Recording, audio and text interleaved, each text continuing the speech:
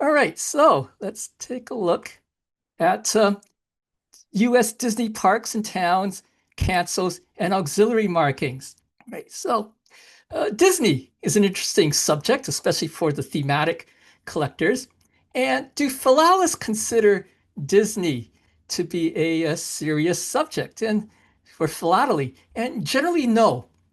Serious philologists think of Disney philately as mostly those wallpaper stamps created by the Intergovernmental Philatelic Corporation for Small Countries. And you've probably seen, all these stamps from countries like, you know, Grenada and the Grenadines and St. Lucia and Ghana depicting Disney characters. Most of those come from the Intergovernmental Philatelic Corporation, and they're generally considered to be wallpaper stamps. Okay. Also, Disney stamps and cancels date back only to the second half of the 20th century, so they're not considered classical, right? They're considered modern. And most Disney-related covers are philatelic, not commercial. Uh, though there are possibly millions of postally used postcards and commercial mail sent from the Disney parks. And there's not much awareness that there can be Disney postal history. Uh, but there is Disney postal history. There is a postal process in place in the parks, and there are also markings that are used in the Disney parks, right? Markings used in mail. And there are also United States Postal Service postmarks that were used in the Disney parks, even though there are no post offices there. Explain how that happens. What you see there is a cover sent to me from another collector, and the envelope is the type of envelope that Disney staff used to put tickets and passes in the old days before tickets and passes were put on your iPhone or on your wristband. Right? They would hand the tickets to you in these envelopes, and occasionally you still might find a Disney staffer in one of the Disney hotels who finds a bundle of these and gives them to you. And this collector found them, and it's Trevor Ashman, and he sent this cover to me. And as you can see, there is a marking there that says Disneyland Resort. Okay. The scope of the presentation. There are lots of Disney cancels and postmarks and markings from around the world, but I will concentrate on the United States. And even within the United States, there are lots of Disney postmarks and cancels from all over the United States, including Marceline, Missouri, Walt Disney's birthplace, and of course, Los Angeles and Anaheim and Orlando and various other cities. But I will concentrate on those postmarks and markings that were used inside the Disney parks. Right? And there are two large complexes of Disney parks in the United States. One is the Disneyland Resort in Anaheim, California, the original Disneyland. And the second one is Walt Disney World in Florida. I'll also be talking about the cancels and postmarks from the Disney-controlled towns. There's Lake Buena Vista in Florida, which was established in 1967, and Bay Lake, Florida, also established in 1967. And I'll explain what I mean by the Disney-controlled towns. There's also a Disney-designed town, Celebration, Florida, settled in 1996. It's actually a district of the city of Kissimmee, Florida, but it has its own so-called special purpose government. In addition to these municipalities, there's also a pseudo-municipality that operates by, I guess the Canadian analogy would be a regional government or a county called the Reedy Creek Business Improvement District, which is no longer under Disney control. Governor Ron DeSantis took direct control over it and renamed it the Central Florida Oversight District, I think in 2023. Okay, so let's look at Disneyland in Anaheim, the first Walt Disney Park, which opened in 1955. And here's a postcard that was sent from the park in 1986. So there is commercial mail, lots of postcards being sent from that were sent from this park back in the days when people actually sent postcards to each other. Now, Disneyland has grown over the years. It's expanded, right? It began as one theme park called Disneyland in 1955. And then later on, a second theme park called California Adventure was opened next door to it. It actually used to be an old parking lot, right? And then a shopping district opened to the public without the need to buy a park admission, because Downtown Disney was also built there. And there's Tinkerbell at Disneyland in 2016. Okay.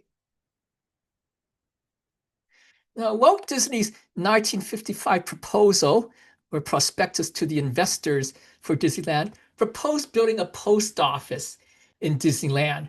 But this is the only post office that ever got built in Disneyland.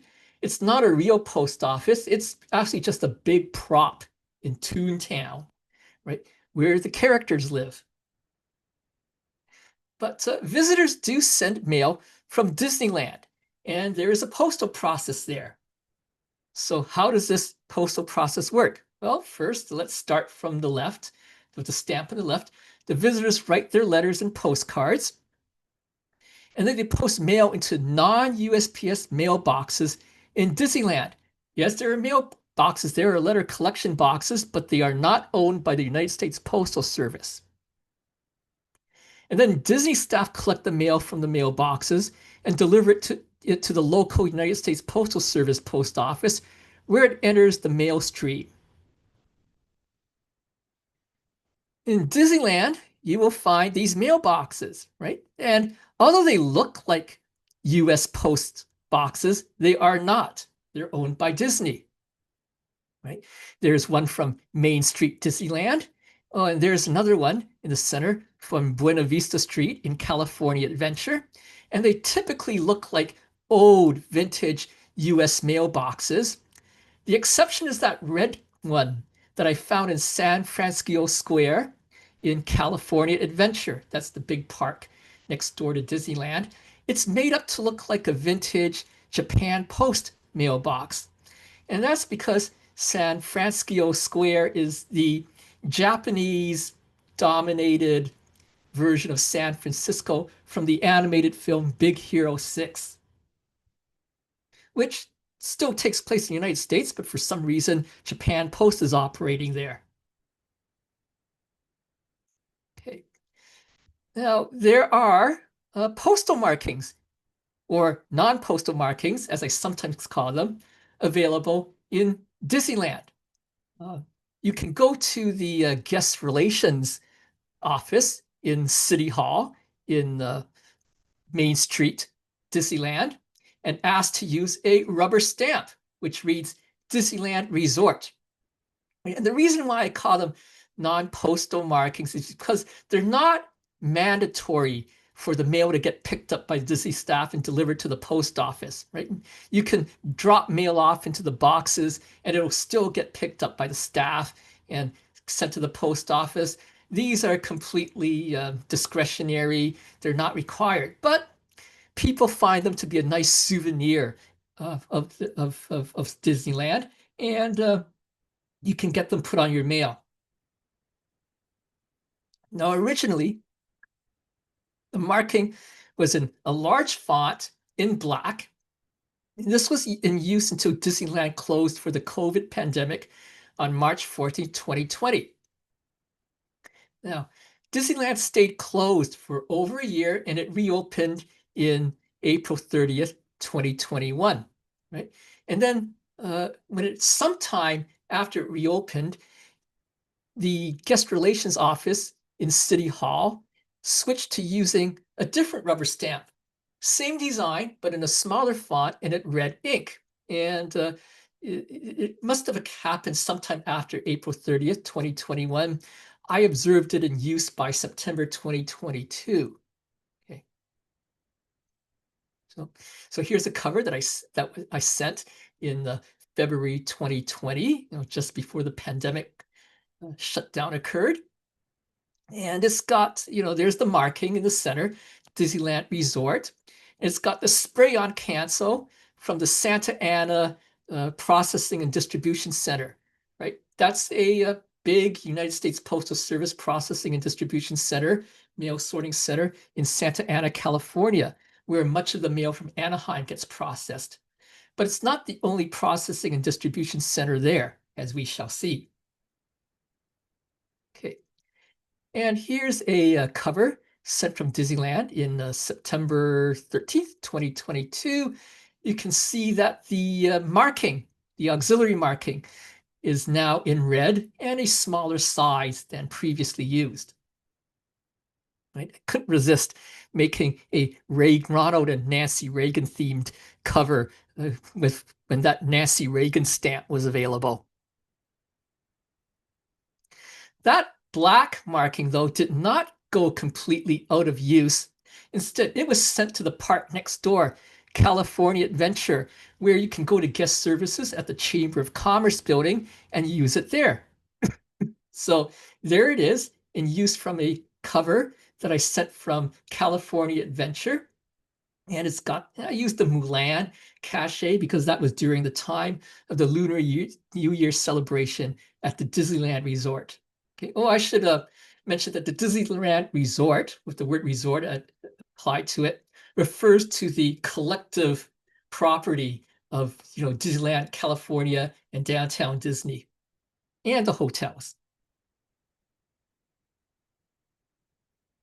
Now, sometime by 2025, that small font marking at Disneyland City Hall changed to a black ink. So there it is. I sent that from Main Street, the City Hall, and it's in a black ink now. And the spray-on cancel now reads Los Angeles, the Los Angeles Processing and Distribution Center. That's a very interesting processing plant. It's the largest processing plant in the United States Postal Service. It has 3,000 employees, and it's got the floor space of 29 football fields. And during one Christmas season, it processed 3 billion parcels. So some of the mail goes there instead of to Santa Ana. Now let's go across the country to Florida, to Walt Disney World, the giant of the theme parks. It began with one theme park, Walt Disney World, and then expanded to occupy an area the size of San Francisco.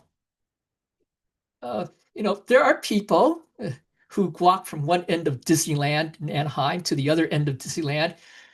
Very few people try to walk from one end of Walt Disney World to the other end, because that would be like walking across San Francisco. It's popularly thought to be in Orlando, Florida, but it's actually in the cities of Bay Lake and Lake Buena Vista, the Disney towns. Orlando is where the employees live. It's also where a big tourism industry of hotels, restaurants, and other amusement parks have sprung up to cater to the visitors to Walt Disney World. And this is the park that expanded greatly over the years.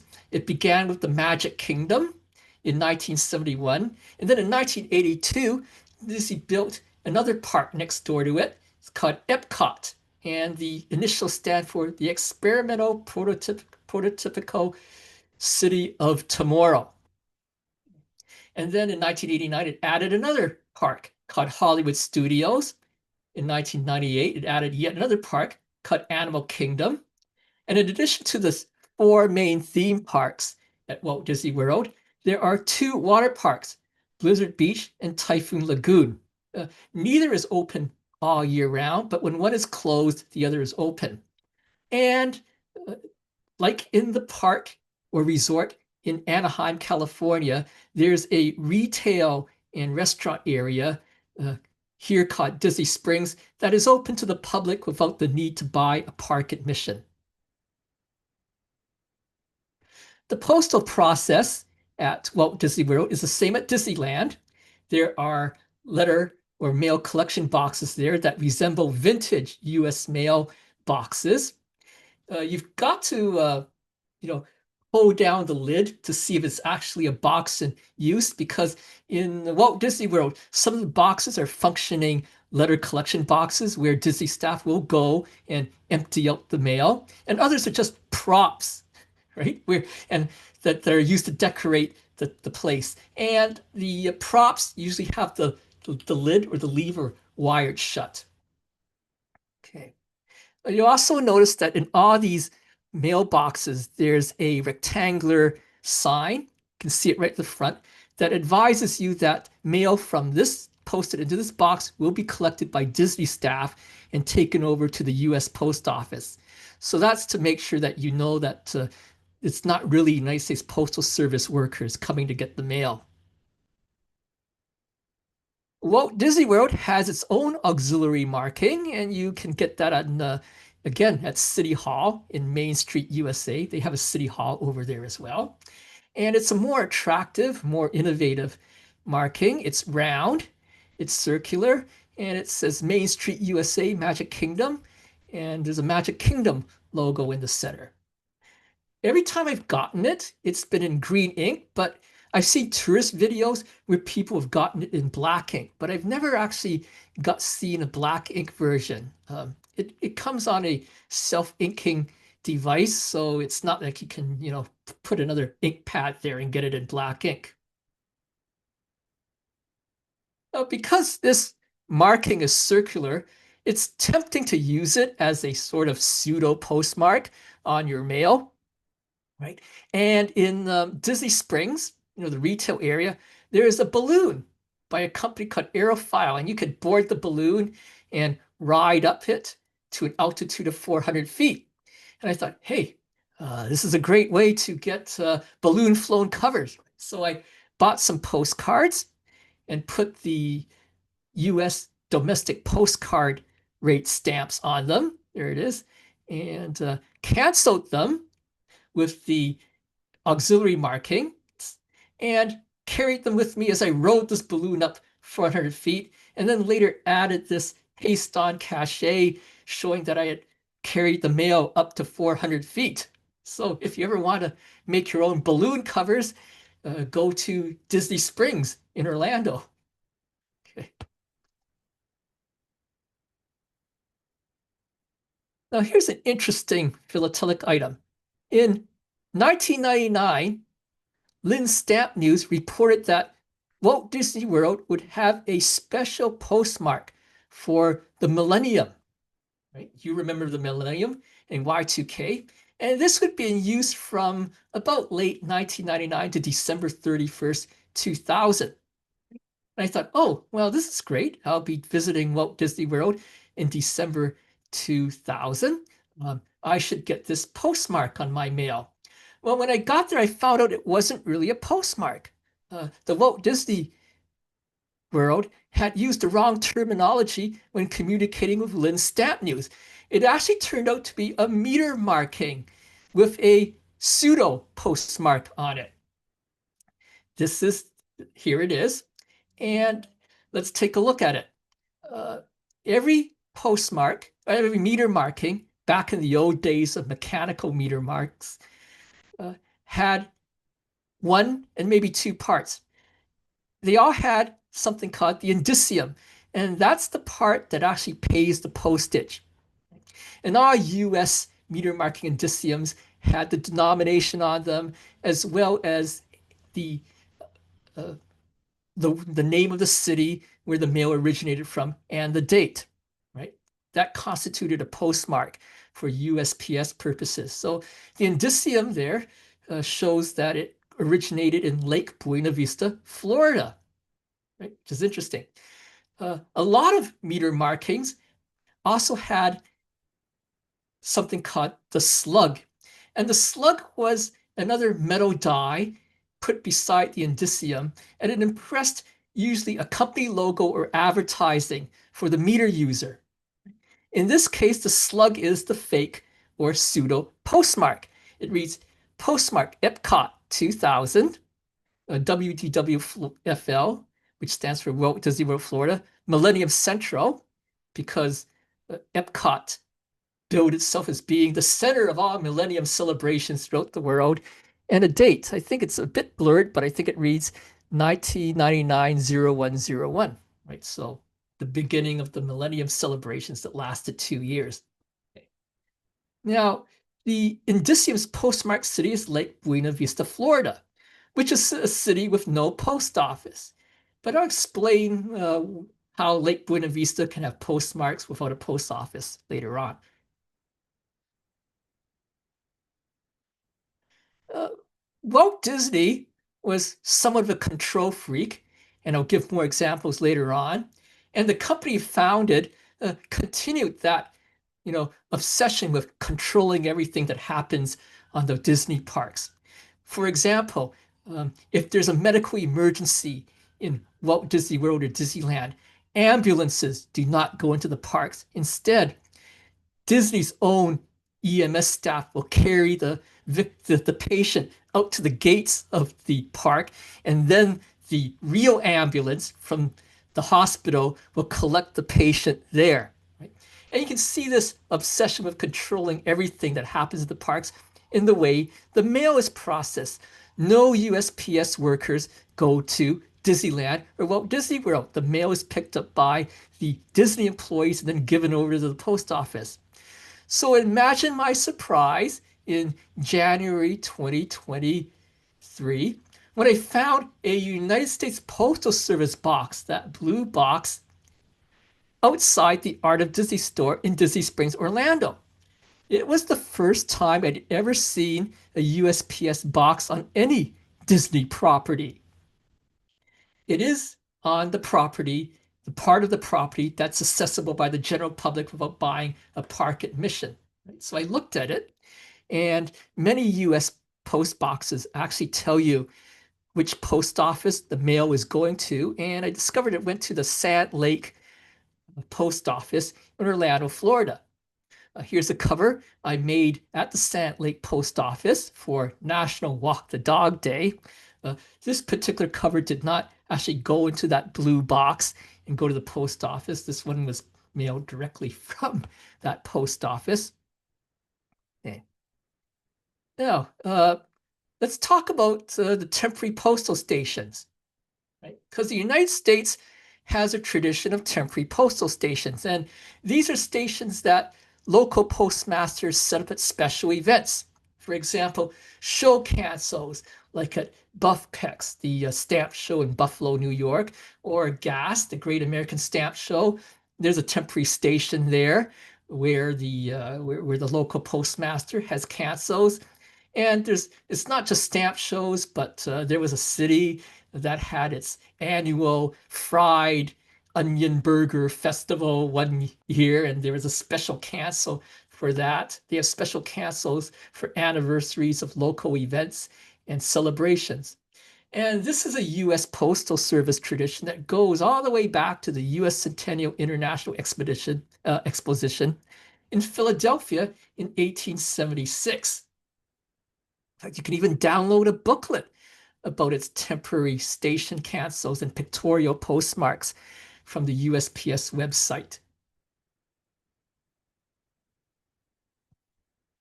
Now, there are postmarks or cancels that were used in Disneyland and Walt Disney World, even though there's no post office there. Well, how did that come about? Well, because the local postmasters were willing to set up temporary stations in the Disney parks. And here's the earliest known cancel or postmark used inside a Disney park. It's a show cancel from the Stamp and Coin Expo, November 16th, 1973, at Disneyland's Hotel's Exhibition Hall. Right, so there you see it. It says Disneyland Hotel Exhibition Hall, first anniversary. The first anniversary can't refer to the first anniversary of Disneyland. It's been around longer than that. I think that refers to the first anniversary of the Stamp and Coin Expo. And then in 1989 came the second cancel used at a Disney park. This was for the American Philatelic Society annual convention, Stamp Show 89. in Anaheim, California, which was held, in one of the Disney hotels. And there's the temporary station cancel, right? It's got a castle, right? Because Disneyland is always associated with castles. Right? Now, this is the first postmark that actually has the word Disneyland in the postmark. There you see it, it says Disneyland Station, Anaheim, California. And it was used on July 17th, 1987 for the 32nd anniversary of the opening of Disneyland, but it's also for the golden anniversary of Snow White, okay, the animated film. Now there's an error on the cachet. The cachet says official first day of issue, but it's not a first day cover. It's not a first day cover of that flag stamp that was issued another date. And the only stamp issued in the US that day was the Friendship with Morocco 200th anniversary stamp, which was not used on any of these covers. I guess somebody at the Walt Disney Company thought that any cover with a special postmark was called a first day cover. And you see that misconception amongst the general public a lot. Also, this is not an easy cancel to get, and every example I've seen of it has the same cachet on the cover, which leads me to believe that only the Walt Disney Company serviced any covers with this cancel. Okay. Now, this is the first time that Mickey Mouse actually appeared on a US pictorial cancel that was authorized by Disney. And I emphasize authorized by Disney because in the 1920s, there was a local postmaster, and I forget which city he was in, who made his own Mickey Mouse postmark and used it on registered mail, but it was not authorized by Disney. But here's the first authorized Mickey Mouse cancel. It shows Mickey Mouse riding on a candy cane. It's obviously got a Christmas theme to it, right? And the date actually coincides with the first day of issue of that Christmas stamp, although the cancel does not actually say first day of issue. Again, this is not an easy postmark to get or cancel to get. And every example I've seen, the few that I've seen, all have the same cachet, which again leads me to believe that all the covers were serviced by the Walt Disney Company. Now, here's an interesting one. It's for Mickey Mouse 60th birthday, and it's got a cancel that looks like the hat that I'm wearing, right? And again, I think all the covers for this one with this cancel were serviced by the company. Here's an interesting cancel. It's for the 40th anniversary of Disneyland. It's got the Anaheim, California location, Disneyland Station, but it's not recorded in the Disneyana on Stamps handbook, which is one of those American Tobacco Association handbooks. It's edited by William Sylvester, head of the Disney on Stamps Club. Right? I didn't even find this with a stamp dealer. I found it being sold by an animation art gallery in Los Angeles. This art gallery had gotten hold of some covers, they called them stamped envelopes, and was selling them in a group. And when I bought a batch of them, I discovered this cover there. I have notified William Sylvester as to the existence of this cancel, and hopefully it will be in the next edition of the Disneyana on Stamps handbook. Okay. And Disneyland used to sponsor a college football game called the Pigskin Classic, which was played in a stadium in Anaheim, California, but it's not a stadium on Disney property. However, for 3 years, Disneyland did get the United States Postal Service to have pictorial postmarks to commemorate this football game, and the temporary station was inside Disneyland. Here they are. The 1999 postmark is hard to find. I'm still looking for it. The 1991 cancel is also hard to find, but I did find one example, and interestingly enough, it's an example on a postally used cover sent from the Disney archivist to William Sylvester, the other Disney collector. And the 1992 cancel is much easier to find. Right? Walt Disneyland no longer sponsors this college football game. Okay. Here's the cover for the 75th anniversary of the Walt Disney Company. And again, like a lot of these other covers, it's not easy to find. And every cover I've seen, the few that I've seen, all have the same cachet made by the company. Now, here's some cancels that are easier to get, right? So now we'll go across the country again to Florida, to Walt Disney World. And in 2012, the United States Postal Service issued a set of stamps called Mail a Smile.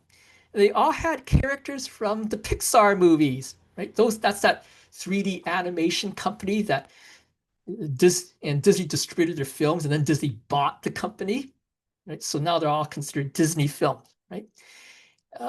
So these stamps all had Pixar characters, and the USPS set up a temporary station for its first day of issue ceremony at the Disney's Art of Animation Resort at Walt Disney World. That's one of the Disney hotels at Walt Disney World. There are the two cancels there. The cancels read Orlando, Florida, interestingly enough, because usually if it's a temporary station, it would read something, for example, Walt Disney World Station, right? But they don't. They just say Orlando, Florida, which is interesting because the parks aren't actually in Orlando, right? Remember, the park is actually in Buena Vista and Bay Lake. There were two first day of issue cancels. On the left, you see the regular black pictorial cancel, right? And on the right is the digital color postmark, or DCP. Starting around the mid-2000s, the United States Postal Service began making DCPs. These are first day cancels that are laser printed right onto the cover. And if you ever try to send in your own covers to the USPS to get a digital color postmark, it costs a 50-cent fee. And there's also various requirements on the size of the cover and how it's constructed, just to make sure it doesn't melt or jam up inside the printer. Also, what I discovered is that although these DCPs, or digital color postmarks, may have a city from anywhere in the United States, the postmark may say Orlando or Los Angeles or New York or whatever, they're all actually made in the stamp fulfillment unit in an underground cave in Kansas City, Missouri. If you ever talk to American stamp collectors, they talk about the caves, they're referring to Stamp Fulfillment Services, which is the part of the USPS that creates first day covers and applies first day cancels. And it's built in a network of underground caves in Kansas City, Missouri. It's actually like, an office building going downwards instead of upwards above the ground. And the various tenants have underground offices in the caves. So here is the picture, a photograph of the first day of issue ceremony at the Art of Animation Resort. You can see various, people dressed up as the Pixar characters holding up signs with the designs of the stamps. Okay. There was also another set of, actually 5 sets of Disney stamps issued through the years, and these are the Art of Disney stamps, right? And each set has a certain theme. These are very easy Disney cancels to get, and they all had their first day of issue ceremonies inside the parks. Okay, so here's one from 2004, the Art of Disney Friendship issue. 4 Disney stamps on the theme of friendship. And there's the first day of issue cancel. It's a pictorial cancel depicting Mickey Mouse. And the first day of issue ceremony was held in a temporary postal station at the Plaza Gardens restaurant in Disneyland. There were 900 invited guests and music, dancing, and daytime fireworks. So, Disney really knows how to hold a first day of issue ceremony when it wants to. Okay, in 2005, the next Art of Disney set of stamps had the theme of celebration, right? And there is the first day of issue cancel for the celebration set. It's got Tinkerbell on it. And the first day of issue ceremony was held at the Disneyana shop on Main Street, Disneyland in the Anaheim Park.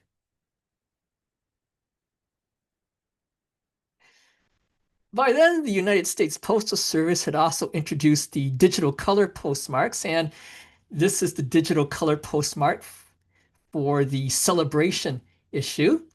It's Tinkerbell in color, and that's an attractive cover by Kevin Coton, who makes first day covers under the name of KSC Cachets in Seneca Falls, New York. The digital color postmark was probably applied at Stamp Fulfillment Services, Kansas City, Missouri, and not in Disneyland. I don't think the USPS is actually going to haul its special laser printer all the way from Kansas City to Anaheim, California, just for one day. Okay. In 2006, the Art of Disney stamps had a romance theme, so you get a lot of the princesses on them. And here's the black hand cancel for that issue, right? The cover is by Tom Piotrowski. He's an American collector. He draws these one-of-a-kind cachets with a hand-drawn Disney character on them. Now, the first day of issue ceremony was held at Epcot in Walt Disney World, Florida, at the start of the International Flower and Garden Show at Epcot.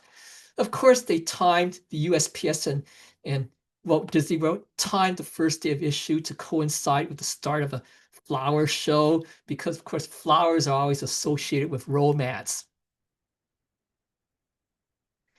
And in 2006, here's the romance issues digital color postmark, shows Mickey and Minnie in color, Disney's most famous couple. And again, the cachet on this particular cover is by Kevin Coton. In 2007, the Art of Disney stamps had a magic theme. Right? That explains why the genie from Aladdin is on one of the stamps. And the first day of issue ceremony was held at the America Gardens Theater at Epcot in Walt Disney World in Florida on August 16th, 2007. And here's the digital color postmark for the Magic issue.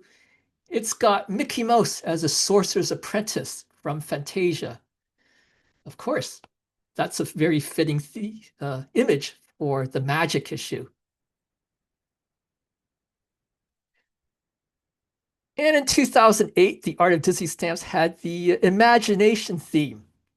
Here's a cover with both the black ink and the color digital postmark on the same cover. See, Mickey Mouse is on the digital color postmark, and one of the fairy godmothers from Cinderella is on the black ink postmark. This cover was made by the very prolific first day cover maker Hideaki Nakano of Detroit, Michigan. The late Hideaki Nakano, he passed away several years ago. He made thousands of first day covers, and he's especially famous amongst American first day cover collectors. He's famous for drawing, some themes on his cachets of somewhat questionable taste. He's also famous for buying first day covers from foreign countries and then attaching an American stamp with similar theme to that of the foreign stamp, and then getting a US first day cancel on that foreign cover. He also had his own perforating machine, which could punch perfins with his initials onto the stamps. And if you look at the the lower Disney stamp there, you can see the initials HN punched into the stamp. He made thousands of covers, and for some of them, he only made one or two of the covers, right? I think the American First Day Cover Society actually has a presentation about him on its YouTube site.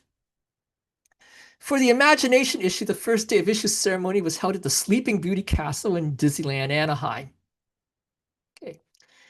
In addition to the first day of issue cancels, there are also 4 pictorial cancels for the Art of Disney issue in the 2006, 2008. Here they are, right? They were used at the park in Disneyland Park in Anaheim. There's the Animal Tales, the Princess's Station, the Mickey Mouse Station, and the Childhood Classic Station. These are very hard to get. I had to go to a dealer in Spain to get these. He was the only guy who had them, and I'm still looking for the Peter Pan cancel. So let's go away from the parks and go to the 2 Disney towns in Florida, right? They're called Lake Buena Vista and Bay Lake. And there's also that Reedy Creek Business Improvement District. They were all created in 1967 by act of the Florida government. Now, why does Disney control 2 cities in Florida? Well, in the 1960s, when Walt Disney went to Florida, the local county and municipalities there did not think that they had enough municipal resources like a fire department and resources for road construction and maintenance and sanitation and clean water and supplying water necessary to serve a theme park the size that Walt Disney had planned. So Walt Disney came up with an interesting idea. If the state government would charter the creation of new cities where his theme park would be located, those cities would tax the Walt Disney Company and then use those taxes to provide all the municipal services in and around the park. And so the state government incorporated 2 new cities, Bay Lake and Lake Buena Vista, and also that pseudo-government, the Reedy Creek Business Improvement District. Both cities are tiny. They have very small populations. Bay Lake has a population of 24 people, and Lake Buena Vista has a population of 29 people. All the inhabitants of these 2 cities are either Disney employees or their families living with them, and the Disney employees elect each other to the positions of mayor and city councilors. Also, it's rather interesting because if you go there, there's actually each city has its own city hall. It's just Disney employees sitting in them. There are no post offices in either city, but there are postmarks from Lake Buena Vista. Although, interestingly enough, those postmarks were actually used at temporary postal stations in Bay Lake, right? Because all of these temporary postal stations were set up in the Bay Lake part of Walt Disney World. So let's look at the city of Lake Buena Vista. As I mentioned, it was established in 1967, and there's just 24 people living there. But it's most famous as the mailing address of Walt Disney World. In the old days, before the internet, if you ever want to get a brochure from Walt Disney World, you sent a letter to an address in Lake Buena Vista. And when Walt Disney World sent a brochure back to you, the return address was in Lake Buena Vista. The city has no post office, but the USPS has set up temporary postal stations with the Lake Buena Vista postmark at Epcot, but Epcot's actually situated in Bay Lake. Okay. And this is the first postmark that ever has the Lake Buena Vista name on it. And it's on a cover to celebrate the opening of the Epcot Center, right? The experimental prototypical city of tomorrow, right? Which opened on October 1st, 1982. This is not an easy cover to get. Again, I couldn't find any stamp dealer to have it, but I was lucky to find an animation art gallery that had it. And you can see that it's a limited edition of 200 covers. I think that all of the 200 covers were made by the Walt Disney Company, because I've not seen this cancel on any other cover other than this one. The cachet says is from the Walt Disney Stamp Club. You can see Mickey Mouse there using a magnifying glass to look at the Walt Disney stamp. I don't think there ever was a Walt Disney Stamp Club. I think that's just a fake club that was created just so the for purposes of making the cachet. Right, and here's a close-up view of the postmark. It's the typical United States Postal Service, circular date stamp, but it's from a city that doesn't have a post office, and it was used at a temporary postal station that wasn't located in the city where that postmark says it's from. Here's the next postmark from Lake Buena Vista. Again, it's from a temporary postal station inside Walt Disney World.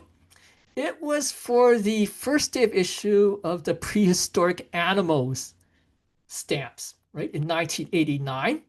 And the first day of issue ceremony was held in Spaceship Earth at Epcot Center. That's the famous spear-shaped building at Epcot. There was a bit of controversy about this cancel and this first day of issue ceremony because a lot of stamp collectors resented having to buy a park admission to Walt Disney World to go to the first day of issue ceremony.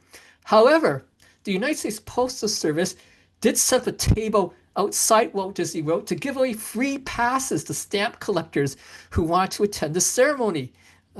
However, Walt Disney World and the USPS just didn't bother telling anybody or Lynn Stamp News that this table with the free passes would be there. Well, excuse me, it was Walt Disney that set up the table and USPS did not tell anybody, right? So you could get in there, but no one knew about this table with the free passes. At that same day, there was also another cancel with the Lake Buena Vista city name on it.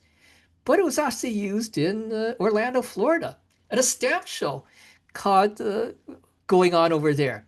October 1st coincided with the start of National Stamp Collecting Month, and Florex, the show of the Florida Federation of Stamp Clubs, was being held at the Orlando Centralplex, which is not on Disney property.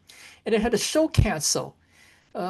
Interesting enough, although the Orlando Centralplex is located in Orlando, Florida, the show cancel reads Lake Buena Vista, which is the Disney-controlled town.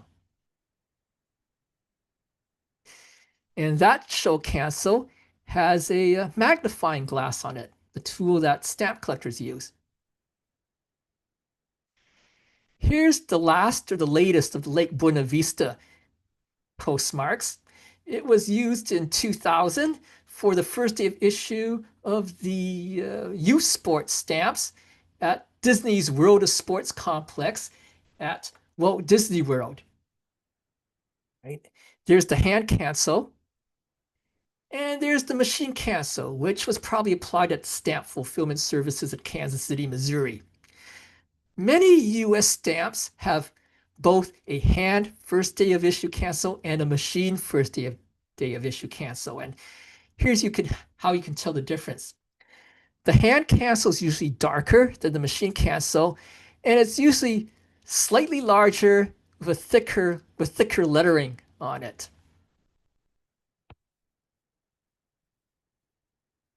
Okay. Let's look at Celebration, Florida, the town that Disney built and then left. Walt Disney World, in addition to making animated films, feature films, TV shows, building theme parks, and all these other activities, one of his big wishes was to build his own city or town. and make it look just like Marceline, Missouri, his hometown when he was a kid growing up in the early 1900s. After he died, his company decided to carry on this wish of his and purchased land in Florida and started building a town called Celebration. Celebration was designed by Disney staff, and there's a photograph of one of the main streets of Celebration when I visited the town. But Disney no longer owns much property in Celebration.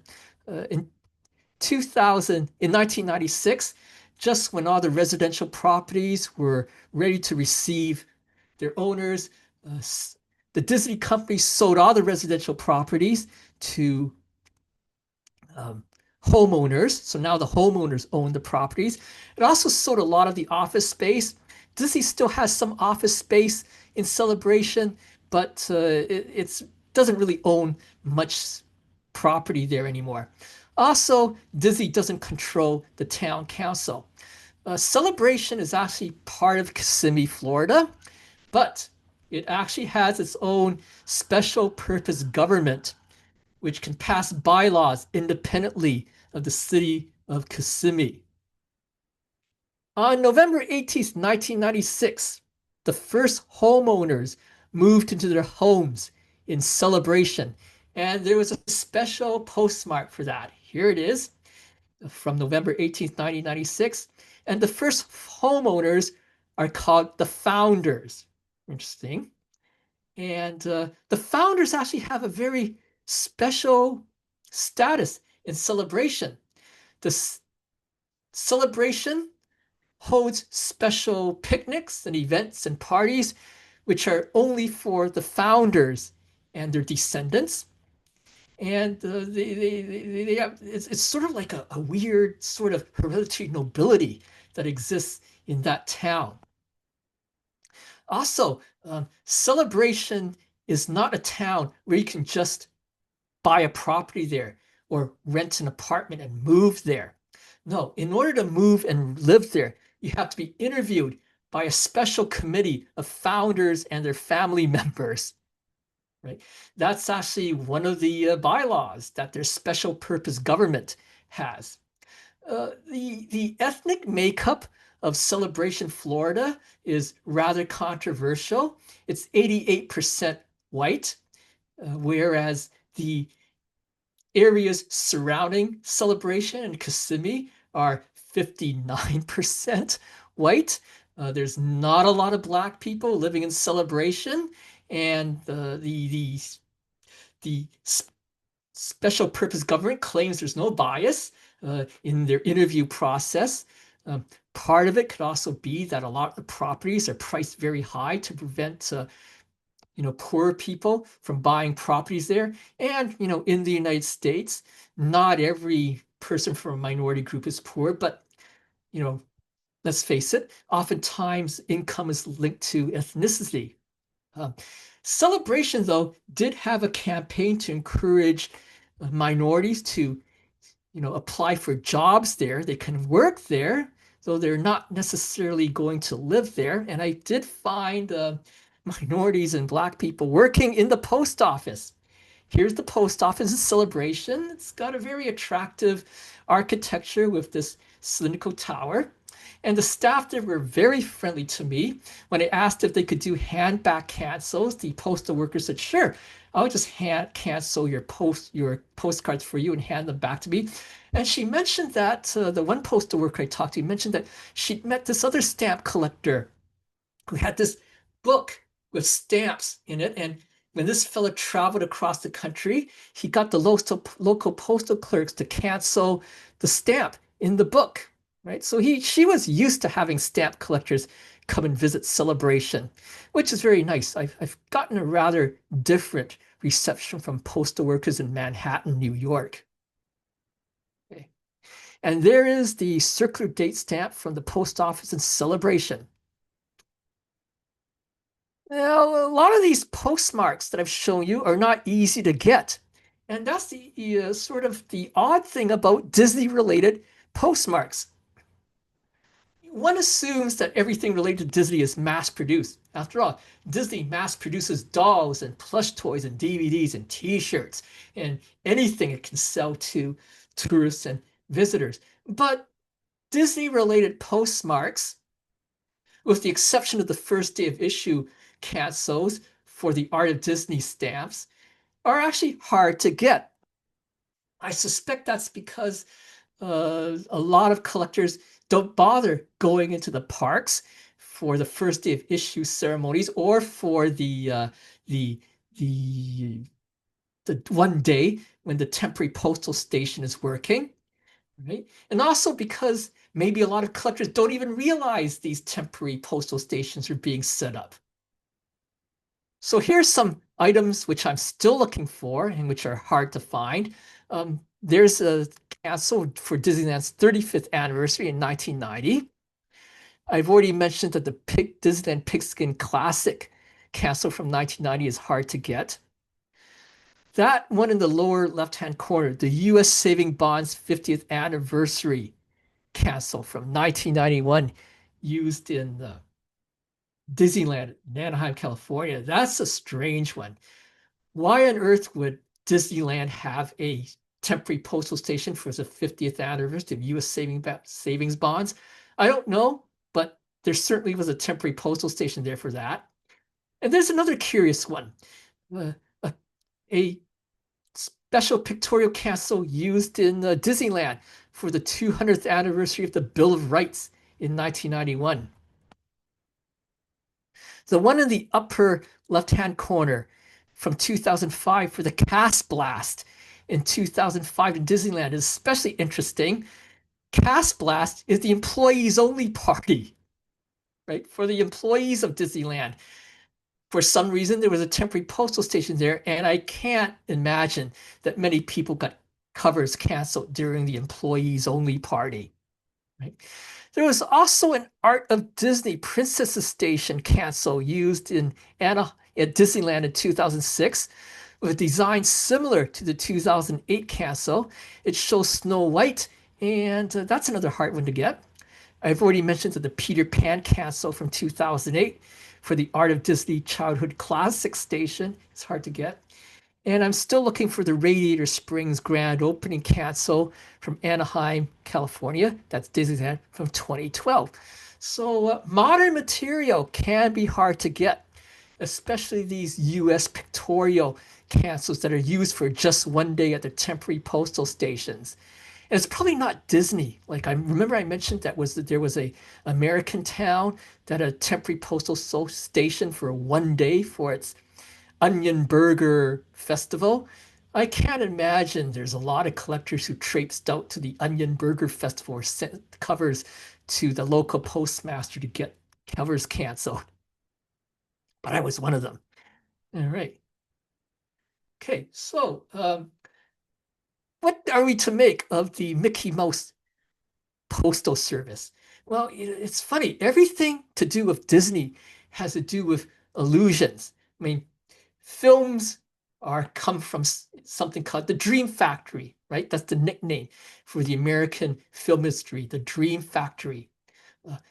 The Walt Disney Parks give the illusion that there's a functioning post office there by putting up these vintage post boxes.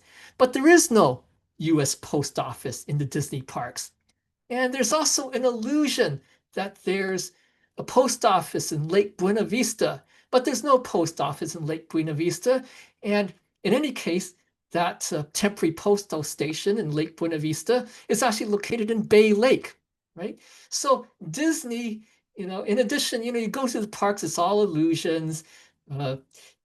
Big animals come and greet you, but there's not really a big animal there. It's actually a person in a suit. And, presidents of the United States like Abraham Lincoln will stand up and talk. But that's not really the president of the United States. That's actually a robot that walks and talks and dresses like a president of the United States. So in the atmosphere of all illusions, it's not surprising that the postal history and postmarks and postal markings of Walt Disney World and Disneyland are part of the illusion. But That's what makes it fun for the collectors. All right. I'd like to refer people to this interesting resource. This is the Disneyana on Stamps Handbook.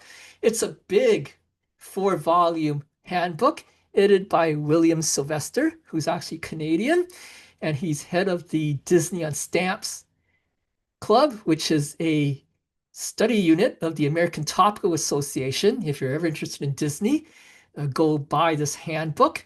It comes in PDF format.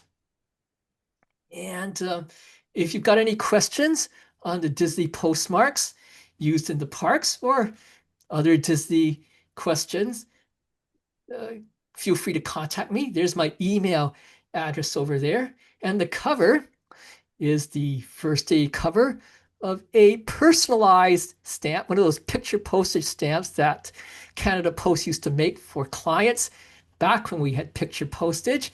It shows me dressed as the Mad Hatter from Alice in Wonderland aboard one of the Disney cruise ships. Okay, so that's my presentation. If you have any questions, I'd be willing to take them now.